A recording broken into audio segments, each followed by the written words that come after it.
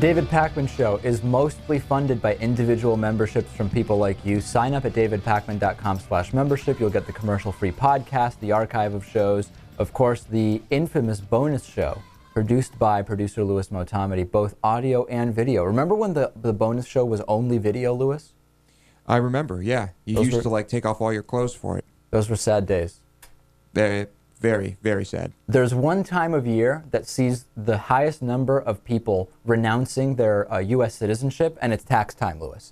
And last year, close to 1,800 people followed Superman's lead. Remember Superman renouncing his U.S. citizenship? We talked about that story a year or two ago, about whether that was a political statement of some kind. Mm-hmm. About 1,800 people followed his lead and renounced their U.S. citizenship or green cards, and that's a record number since the IRS started publishing those numbers back in 1998. It's almost 8 times more than the number that renounced in 2008.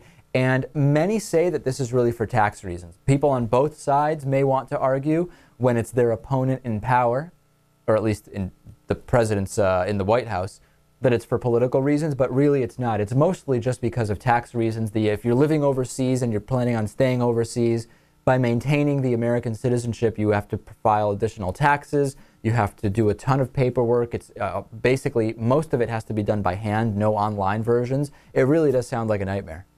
Yeah, I'm glad I don't have to deal with that. But is it really that bad that you have to renounce your citizenship? From what I've read, it is that bad. And the IRS now is publishing the names of these people. And this is a tactic called name and shame by some lawyers, because the idea is that you're naming people. Really, they're doing this for tax purposes. They're not living in the U.S., and it just doesn't make sense. By the way, there is also an exit tax for the very rich who choose to leave. And a number of millionaires and billionaires have actually renounced citizenship. Ted Arison, the late founder of Carnival Cruises, Michael Dingman, the former Ford Motor Company director. Those are pretty significant people who have said, just don't need my U.S. citizenship anymore.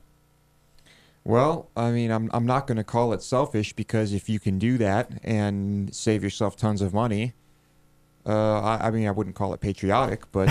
What would it take for you to renounce your U.S. citizenship?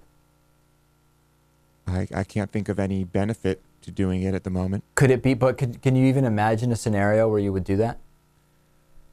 I mean, let's say you decided to move somewhere, you were never coming back, and it was in some way hurting you being a U.S. citizen living in whatever country. I mean, something like that. I'd certainly consider it in a situation like that. You'd have no problem on principle. Right. Now, remember, I wasn't born a U.S. citizen. I actually had to, because I did it before I was 18, I basically just had to fill out a form for my passport, and I was instantly a U.S. citizen. But I don't know. I mean, it seems like, yeah, I mean, who can really say what situations will come up? Yeah, I'm sure there will always be people criticizing you as being unpatriotic, but whatever. I mean, sometimes you just have to do what makes sense for you financially. There you go. Whatever. Louis has got to do what Louis has got to do. You know it.